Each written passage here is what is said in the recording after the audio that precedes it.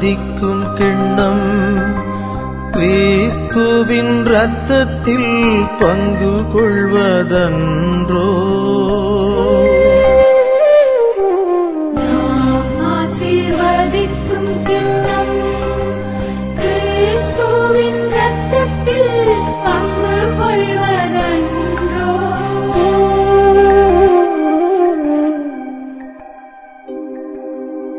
ஆண்டவர் எனக்குச் செய்த எல்லா நன்மைகளுக்காகவும் நான் என்ன கைமாறு செய்வேன்?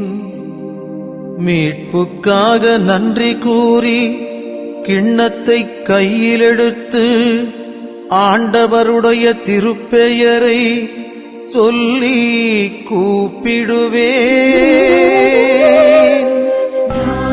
ஆசீர்வதிக்கும் கிண்ணம் கிறிஸ்துவின் இரத்தத்தில் பங்கு கொள்வதன்றோ.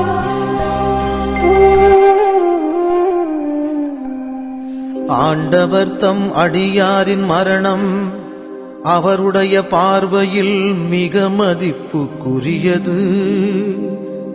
ஆண்டவரே, நான் ஊழியன், உம் அடியேன், உமது அடியாளின் மகன். என் கட்டுகளை நீர் அவிழ்த்துவிட்டீர். ஆசீர்வதிக்கும்